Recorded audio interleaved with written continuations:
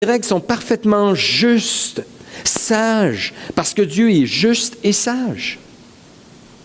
Elles sont remplies d'intelligence, de bonté, parce que Dieu est intelligent et bon. Et Jésus est derrière tout cela.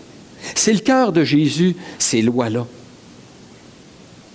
Quand la Bible nous commande, dans l'Ancien Testament, exemple, de prendre soin de la veuve, de l'orphelin, de l'étranger qui est parmi nous, on devrait prendre un recul et dire, qu'est-ce que ça me révèle de Jésus? Qui a donné ces lois-là? Bien, ça me révèle que Jésus, là, il est quelqu'un de compassion, rempli de grâce, d'amour, qui se soucie du misérable. Et il s'en soucie tellement que ces lois sont imprégnées de cela. Quand l'Ancien Testament nous dit « tu ne mentiras pas » ou « tu ne feras pas de faux témoignages », je prends un recul puis je me dis, qu'est-ce que ça me révèle de Jésus, qui est l'auteur de ces lois? Bien, ça me révèle, parce que c'est lui la parole éternelle. Jean 1.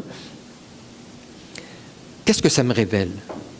Bien, Dieu, Jésus, l'Esprit sont vrais. Il ne ment pas. Il dit la vérité. Je suis le chemin, la vérité et la vie. Il ne peut pas mentir. Donc, les lois reflète cela, le caractère profond, le cœur de Jésus, de Dieu. Deuxièmement, pourquoi ça révèle Jésus? Parce que tu lis la loi, ce qu'elle commande, puis tu regardes la vie de Jésus, puis c'est pareil. Jésus a accompli, c'est-à-dire a obéi. Quand je dis accomplir, des fois, là, ça peut avoir deux sens. Accomplir dans le sens d'accomplissement de ce qui est annoncé, mais accomplir dans le sens qu'il a pratiqué parfaitement la loi. Dans le psaume 40, verset 8, ça nous parle du Messie qui vient, puis il dit « Je viens, ô Dieu, pour faire ta volonté, et ta loi est écrite au fond de mon cœur. » Ça veut dire que Jésus, quand il est venu, la loi, ce n'était pas quelque chose à côté de lui qui dit « Bon, la loi dit ça, puis je veux faire mon possible pour pratiquer. » C'était simplement quand Jésus écoutait son cœur, il pratiquait la loi, elle était au fond de son cœur. Il n'a jamais transgressé. Il est né d'une femme, née sous la loi, Galates 4.4. Alors, quand la loi nous dit « aime ton prochain » ou « tu aimeras le Seigneur ton Dieu », je regarde Jésus, il a toujours aimé le Père. Il a toujours aimé son prochain. Alors, quand je regarde ces règles de l'Ancien Testament, je me dis, hey, ça décrit Jésus. Il est le seul qui a pu et qui a accompli la loi comme ça. Dans les Proverbes, quand je lis, ne réponds pas, Proverbe 26, ne réponds pas à l'insensé selon sa folie, de peur que tu ne lui ressembles, mais réponds à l'insensé selon sa folie, de peur qu'il ne se prenne pour sage. C'est pas évident, là. Est-ce que je réponds ou je réponds pas? Jésus savait toujours, lui, il l'a accompli, ça, parfaitement. Il savait quand c'était le temps de ne pas parler, avec Hérode, avec Pilate, à un moment donné, il s'est tué.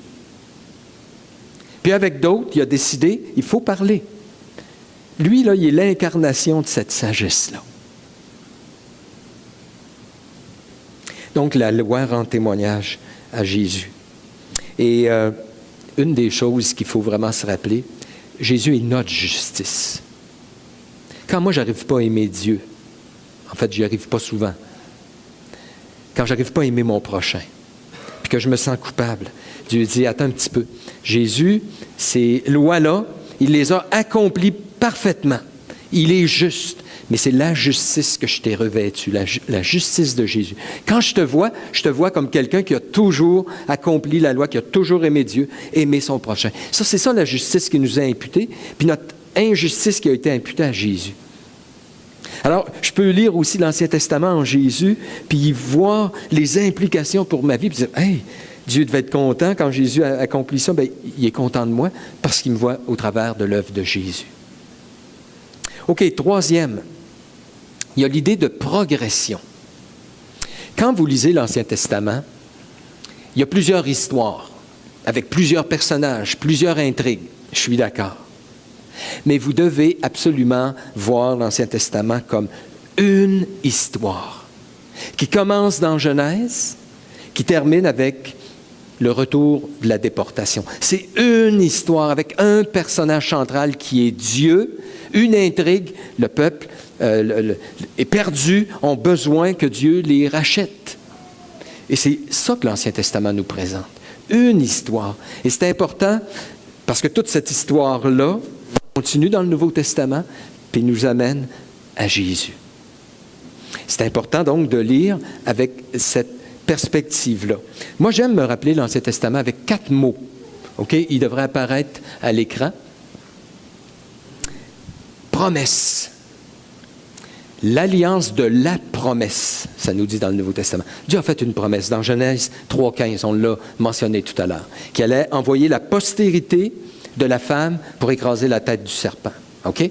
Mais cette promesse-là, il l'a réitérée, rappelée, puis amplifiée en Abraham.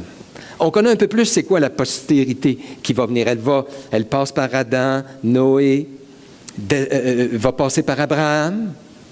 Puis, cette postérité, toutes les nations de la terre vont être bénies en elle. Il va avoir une œuvre mondiale. Ensuite, passe par David, ça va être un roi. Il a fait la promesse, David, de ta postérité, il va venir quelqu'un qui va être assis sur ton trône. Donc, il y a l'idée de promesse. Dieu fait une promesse, elle est là dans l'Ancien Testament, puis qui nous fait anticiper quelqu'un qui va venir, OK? Mais c'est une promesse par rapport à une descendance. Et c'est pour ça que l'Ancien Testament est rempli de généalogies. Vous aimez ça, lire les généalogies de l'Ancien Testament? Très bon pour un exercice de diction. Vous voulez pratiquer, là? Lisez les généalogies. Mais pourquoi toutes ces généalogies? Pourquoi tant de fois on retrouve dans Genèse, voici la postérité des... etc. Parce que cette idée de descendance est très importante. Parce que Jésus, ça va conduire jusqu'à Jésus. Alors quand vous lisez, rappelez-vous de cela. Mais il y a l'idée de menace. Parce que ce qui arrive souvent, c'est que la postérité, la descendance, elle est menacée. La postérité, ça devait être Isaac. Dieu demande à Abraham de l'offrir en sacrifice. La postérité devait passer par Abraham. Abraham est stérile, Sarah est stérile. C'est quoi le problème? La postérité, ensuite, se retrouve en Égypte. Et il y a un génocide contre le peuple juif. On veut détruire tous les garçons, les envoyer à l'eau, les faire mourir à l'instant où ils sortent. Génocide, encore là. Du temps d'Esther, génocide. Le peuple est attaqué, la promesse, on dit « Hey, ça n'arrivera pas. S'il faut que le peuple d'Israël ne subsiste pas, le Messie ne viendra pas. » En fait, là, on doit voir cette progression-là comme étant Dieu accomplit une promesse, mais il y a plein d'obstacles. Mais Dieu va vaincre et le Messie va venir. Vous savez, quand vous lisez la belle histoire de Joseph, OK? Vous dites, ah, c'est quelle histoire? Et Joseph est un modèle de pureté sexuelle, un modèle d'attachement, un modèle de quelqu'un de fidèle dans la souffrance, etc., de foi. Et on a raison. Mais quel est le but premier de l'histoire de Joseph? Dieu avait fait une promesse à son peuple, que son peuple allait subsister, qu'il allait lui donner un pays. Et là, il se retrouve en Égypte prisonnier. Comment ils vont se faire? Joseph, c'est celui que Dieu envoie pour sauver le peuple, pour accomplir la promesse. Donc, lisez l'histoire d'Abraham avec cette idée-là en tête. Promesse, descendance, menace, mais insuffisance aussi. Je vous explique pourquoi. Dieu fait une promesse à Abraham, il va venir une postérité. Toutes les nations de la terre vont être bénies en ta postérité. La postérité arrive, Isaac. Il me semble, Abraham, avec son enfant dans ses mains, puis il dit, ça y est, la promesse est accomplie. Mais on regarde l'histoire et on dit, non, c'est pas ça. C'est un accomplissement partiel, mais il faut plus que ça. Il est mort, Isaac. Si c'est lui qui sauve, qu'est-ce qui se passe? Dieu promet un sauveur. Israël est en Égypte. Il envoie Moïse. Wow! C'est lui? Non. Ça doit passer par Judas, c'est pas lui. Il n'est même pas rentré dans le pays. Donc, il y a un accomplissement qui est là, mais ça laisse présager, il faut qu'il y ait quelque chose de plus. Et donc, toute cette idée de progression. David, ton descendant va venir sur ton trône, il va s'asseoir sur ton trône. C'est Salomon, il est assis sur le trône, wow! Ben non, il a fini dans l'idolâtrie. On lit l'Ancien Testament et on dirait que, oh non, c'est constamment ce qu'on fait. Déception par-dessus déception. On pense que c'est lui, mais ce n'est pas lui. Alors, au travers de cette progression, il faut que Jésus vienne. Vous ne pouvez pas parler de la promesse faite à David sans parler de Jésus. Vous ne pouvez pas parler de Moïse sans parler de Jésus. Vous ne pouvez pas parler d'Abraham, Isaac sans parler de Jésus. Sans ça, ça n'a pas de sens. Mais quand on voit Jésus, on se dit, « Hey, Dieu, tu es fidèle! » Au travers de tous ces obstacles, puis on voit le diable carrément qui veut détruire la postérité. Tu es fidèle, puissant, tu accomplis tes promesses. Rien ne peut t'arrêter. Quand tu promets quelque chose, ça l'arrive. Wow! Progression. 4. Besoin. On lit l'Ancien Testament et on est constamment confronté à des péchés,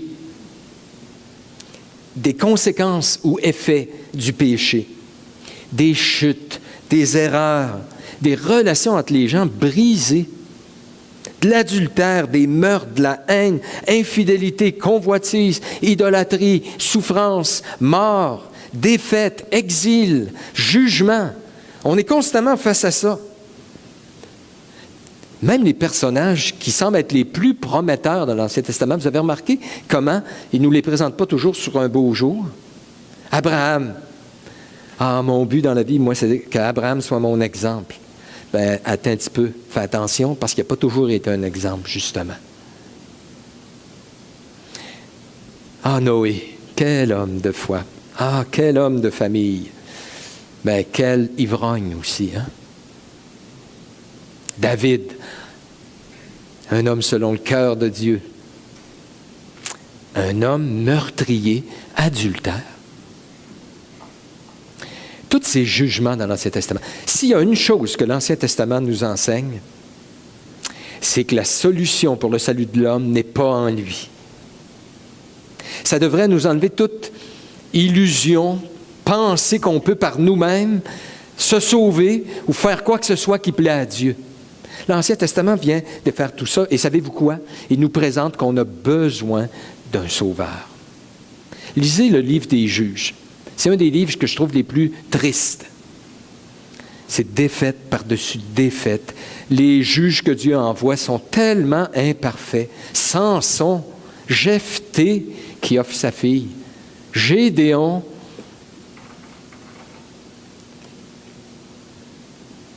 La race humaine, non. La race humaine n'a pas ce qu'il faut pour se sauver, pour être agréable à Dieu. Et toutes ces imperfections de l'Ancien Testament nous amènent à dire, Seigneur, vas-tu envoyer quelqu'un qui va venir régler cela? Qui va venir régler le péché, ses conséquences, qui nous amènent pour l'éternité à être séparés de toi? Vas-tu venir régler? Il y a quelque chose, il y a un problème dans le cœur de l'homme qui fait que même quand tu donnes la loi le condamne. La loi a été donnée pas pour qu'on mette toutes ces choses en pratique, pour que toute bouche soit fermée puis que tout le monde soit reconnu coupable devant Dieu. Donc, quand on lit l'Ancien Testament, là, on doit régulièrement avoir les larmes aux yeux en disant, mais voyons, l'être humain, c'est quoi son problème? Il n'y a plus d'espoir pour lui. Et que ses larmes se changent en sourire en disant, mais tu as répondu aux besoins. Il fallait que Jésus vienne. C'est lui qui pardonne les péchés, puis c'est lui qui transforme les cœurs. Puis un jour, on va être parfait à son image. L'Ancien Testament présente un grand besoin. Mais merci, Jésus est venu pour répondre à ce besoin. Cinquièmement, il y a des types dans l'Ancien Testament. Des types. Le mot est employé dans Romains 5, verset 14. Je vous le lis. C'est Paul qui parle d'Adam. Puis il nous dit Adam, lequel est la, vous vous rappelez, figure Romains 5, 14. Adam était la figure de celui qui devait venir. Figure, en grec, c'est typos, type. Adam était un type, une image, une annonce de quelqu'un d'autre qui allait venir, un second Adam. Parce que Adam représentait. Quand Adam a péché, nous avons tous péché. Il était notre représentant. Quand Adam est mort, la mort est venue sur tous. Ce qui est arrivé à Adam, il y a toute une série de personnes qui ont subi les conséquences. Bien, Jésus est aussi notre représentant, le second Adam. Adam, comme représentant, était un type de Jésus qui est notre représentant. C'est l'idée de type. Je vous le définis, un type, c'est un élément de l'Ancien Testament qui préfigurait par sa nature ou ses caractéristiques une réalité de la nouvelle alliance. Pour employer une image qu'on retrouve dans la Bible, c'était l'ombre des choses à venir. Il y avait des personnes, des institutions, des événements dans l'Ancien Testament qui, il faut absolument lire que ces choses-là pointaient à une plus grande réalité qu'on a en Jésus, qui fait référence à Jésus ou à l'œuvre de Jésus dans la Nouvelle Alliance. Donc, je vous dis, il y a des personnes. David annonçait qu'il allait venir un autre roi, un grand David. C'est pour ça que Jésus a été appelé le fils de David. Il est appelé David tout court. Jonas, par sa mort, sa résurrection, annonçait d'avance la mort, la résurrection de Jésus. Pas par sa mort, mais par le fait qu'il a été englouti pendant 3 jours, 3 nuits. Bien, ça l'annonçait la mort, la résurrection de Jésus. Melchizedek. Alors, quand vous lisez l'Ancien Testament, il nous faut nous arrêter puis se poser la question, comment ces personnages pointaient à Jésus? Qu'est-ce que ça m'apprend de Jésus? Les auteurs du Nouveau Testament ont fait constamment ça. Il y a des institutions. La prêtrise de l'Ancien Testament nous annonçait qu'il allait venir un grand prêtre, le souverain sacrificateur. Celui de l'Ancien Testament entrait une fois par année au jour des expiations dans le Saint des Saints.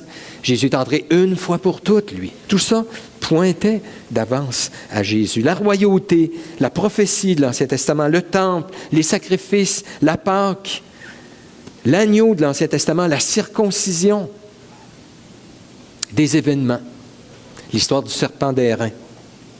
Jésus dit que de même que le serpent a été élevé, puis que les gens, en y regardant, étaient sauvés de la mort, ça pointait à Jésus qui allait être élevé, puis qui allait sauver ceux qui croient en lui de la mort. Une grosse question, on n'aura pas le temps d'y répondre ce matin, c'est de dire, on sait que les auteurs du Nouveau Testament ont fait ça. Nous prennent des personnages de l'Ancien Testament, puis nous pointent, puis disent ça représentait Jésus. Là, la grosse question, c'est quand eux le font pas, est-ce que nous, on peut le faire? Est-ce que eux, parce qu'ils étaient inspirés, se sont permis de le faire, de dire le tabernacle annonçait Jésus, qui est la personne par laquelle maintenant on rencontre Dieu. Comme dans l'Ancien Testament, on rencontrait Dieu au travers du tabernacle. Est-ce qu'il y a juste ceux qui avaient le droit de le faire parce qu'ils étaient inspirés, ou nous, ça nous donne une méthodologie pour interpréter l'Ancien Testament? Grosse question. Ma réponse, c'est oui et non. Dans le sens que je pense que oui, mais en même temps, il faut faire attention, parce que je l'ai entendu tellement de toutes sortes, que dans le tabernacle, chaque chandelle, chaque lampe du chandelier représentait quelque chose de précis de Jésus. On va tellement loin. Chaque pieu du tabernacle représentait quelque chose de précis dans la vie de Jésus. C'est aller trop loin. Mais en même temps, comment ne pas voir dans l'histoire de Joseph une image de l'histoire de Jésus? Joseph a été rejeté, maltraité par ses frères, puis ensuite il est devenu leur sauveur en leur pardonnant. C'est eux qui l'ont livré pour qu'il puisse finalement devenir leur sauveur. C'est bien difficile de ne pas voir un parallèle avec Jésus, hein? Ou même l'histoire de David et Goliath. Que David, par sa victoire, il est le seul qui a lutté. Il a donné la victoire à tout le peuple. Il était le représentant du peuple et sa victoire était la victoire du peuple. Sa défaite aurait été la défaite du peuple. Et de la même manière, qu'est-ce qui nous donne la victoire? C'est la victoire de Jésus. Alors, c'est assez dur de voir là-dedans, de ne pas y voir Jésus. Donc, c'est type. Et le dernier, c'est des thèmes de l'Ancien Testament. Il y a des enseignements, des principes qui sont, je dirais, là en germe dans l'Ancien Testament, puis que quand tu regardes leur développement, ils sont présentés dans toute leur beauté, leur splendeur et leur plein développement dans la Nouvelle Alliance. OK? Le thème du berger. Vous aimez le psaume 23? Hein? L'Éternel est mon berger, je ne manquerai de rien. Dieu se présente sous l'image d'un berger qui prend soin de ses brebis, qui les nourrit, qui les protège dans les moments plus difficiles, dans la vallée de l'ombre de la mort, etc. Mais le thème du berger continue à évoluer. Et dans le Nouveau Testament, Jésus dit « Je suis le bon berger », qui va jusqu'à donner sa vie pour ses brebis. Je ne me rappelle pas, j'ai prêché souvent sur le psaume 23, je ne me rappelle pas de ne pas avoir conclu, présenté l'aboutissement de ce psaume-là dans le Nouveau Testament. Si on ne fait pas ça, on enlève beaucoup de la richesse de l'Ancien Testament. Parce que, on connaît le principe, hein? Il nous faut interpréter la Bible dans son contexte. Puis souvent, nous, ce qu'on pense, le contexte de la Bible, c'est le verset qui précède ou le verset qui suit. Les plus brillants vont dire tout le chapitre. Les encore plus brillants vont dire, il faut considérer tout le livre. C'est ça le contexte. Ben moi, je vous dirais, tout le contexte d'un texte, c'est toute la Bible. Toute cette histoire-là. Comment ne pas interpréter une vérité, un principe de l'Ancien Testament, sans tenir compte comment il a évolué, puis où finalement Dieu a emmené ce principe-là. La grâce de Dieu dans l'Ancien Testament. OK? Vous vous rappelez l'histoire de Naboth? Naboth était un homme qui possédait une vigne. Le terrain qu'il avait était contigu à celui d'Akab, un méchant roi. Et Akab voulait la vigne de Naboth. Puis Naboth ne voulait pas lui vendre. Alors il a décidé, aidé de Jézabel, son épouse, il a décidé de le faire mourir carrément par des faux témoins qui ont prétendu qu'il avait maudit le roi, qu'il avait maudit Dieu. Ils l'ont fait mourir et là, Naboth, tout heureux, s'en va prendre possession de la vigne. Et Dieu lui dit par l'entremise du prophète, « Naboth, parce que tu as fait ça, le jugement va venir sur toi. Tu vas mourir. » Comment réagit Naboth? Ce pire roi, honnêtement, la Bible nous dit, il s'est repenti. Il a pleuré. Quand Dieu voit ça, il dit à son prophète, retourne voir Naboth. Pas Naboth, Akab. Et dis-lui que je lui pardonne. Et que le jugement ne viendra pas à son époque. Quand tu vois la grâce de Dieu dans un texte comme celui-là, le pardon de Dieu à un indigne, comment tu peux pas dire comment ce thème-là de la grâce de Dieu se développe et aboutit dans le Nouveau Testament au plus grand acte de grâce qui est l'œuvre de Jésus. La colère de Dieu de la même manière. Je termine juste avec ça. On a des problèmes avec les jugements de Dieu dans l'Ancien Testament qu'on trouve sévères. Hey, Dieu détruit une nation, le peuple de Canaan. Puis, hey, comment Dieu peut faire des choses comme ça? Mais le thème de la colère, du jugement de Dieu dans l'Ancien Testament, ça continue et ça termine avec l'Apocalypse où, honnêtement, la colère de Dieu qui vient, c'était rien dans l'Ancien Testament. C'était rien. Comparativement à ce qui s'en vient. Et comparativement au jugement éternel qui est l'enfer. Alors pour nous, le croyant, quand on lit l'Ancien Testament, on a une autre perspective parce qu'on connaît cette progression, ce développement de certains thèmes.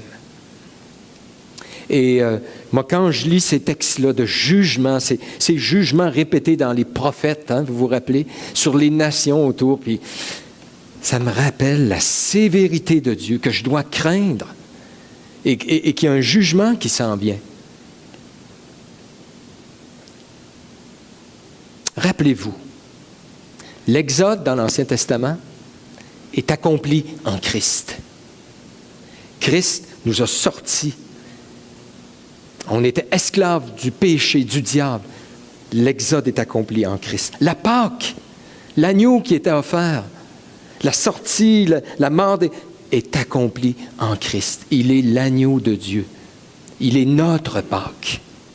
Rappelez-vous que la circoncision dans l'Ancien Testament est maintenant accomplie en Christ. On a un cœur qui a été circoncis, changé par la nouvelle naissance, en Jésus. Le tabernacle, le temple, on n'a plus besoin de temple, de tabernacle. Christ a tabernaqué parmi nous, selon Jean 1, je pense que c'est verset 14. Son temple, le temple de son corps, a été brisé pour qu'on puisse maintenant adorer Dieu. Les sacrifices de l'Ancien Testament ont été accomplis en Jésus. Il est notre sacrifice. Plus que ça, il est notre sacrificateur. Toute la prêtrise de l'Ancien Testament, elle est accomplie en Jésus. Les prophètes, toute l'idée de la prophétie porte-parole de Dieu qui était là dans l'Ancien Testament, c'est accompli en Jésus. Le roi, la royauté de l'Ancien Testament, c'est accompli en Jésus. Les règles alimentaires qui distinguaient le peuple de Dieu des autres peuples, c'est accompli en Christ. On est distinct. Puis il y a de quoi de plus que de la nourriture qui nous distingue. On appartient à Jésus qui nous transforme et on est distinct. Toute la sagesse qui est annoncée dans l'Ancien Testament, c'est Christ maintenant qui est notre sagesse. Si on comprend ça, on ne tombera pas sous des lois, des règles de l'Ancien Testament. On regarde ces lois-là, on lève les yeux, on contemple Jésus, on l'adore, on bénéficie de tout ce qu'il a fait et on le loue et on lui rend des actions de grâce. Amen. Alors, je vais inviter les musiciens à s'approcher. On veut adorer Jésus ensemble. On veut jouir de tout ce qu'il est, de tout ce qu'il a fait pour nous. On va le faire maintenant en prière et avec des cantiques pour l'honorer.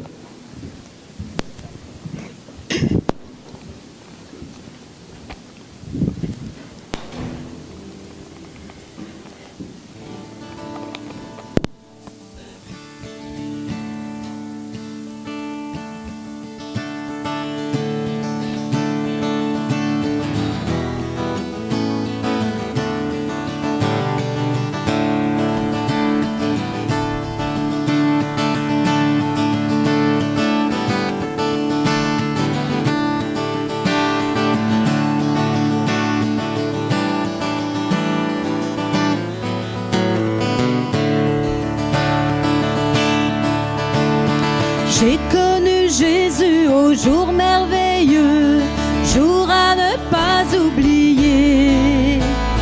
Je marchais sur un chemin ténébreux, c'est Jésus qui m'a sauvé. Oh, quel amour, quelle grâce infinie, il m'a vu dans ma tristesse. Mon maître, mon Seigneur et mon ami, il m'a rempli de son allégresse. L'amour de Jésus m'a rempli de joie. Lorsque je l'ai rencontré à la croix, il m'a tout pardonné, m'a lavé de mon péché. L'amour de Jésus m'a rempli de joie. On peut se lever? Né de nouveau, j'ai reçu son esprit. Je suis un enfant de Dieu. Déjà je connais l'éternelle vie. Mon chemin est lumineux. Je me suis repenti de mes péchés. J'ai reçu Jésus en moi. Je n'ai pas honte de le confesser. Oh, quel privilège et quelle joie. L'amour de Jésus m'a rempli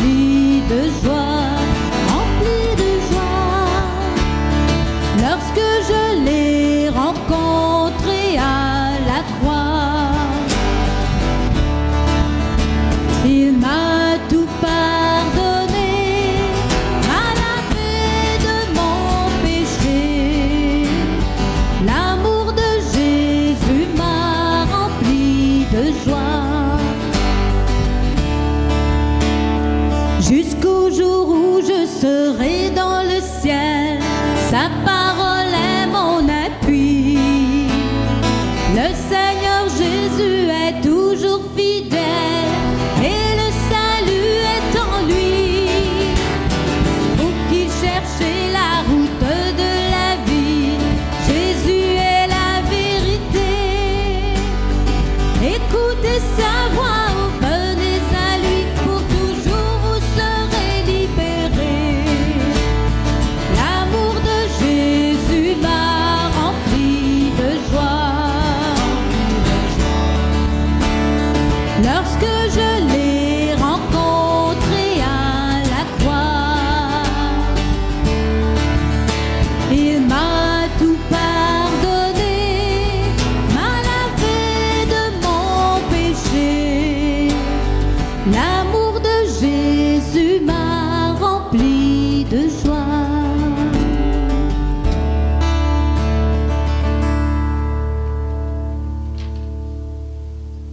On peut s'asseoir.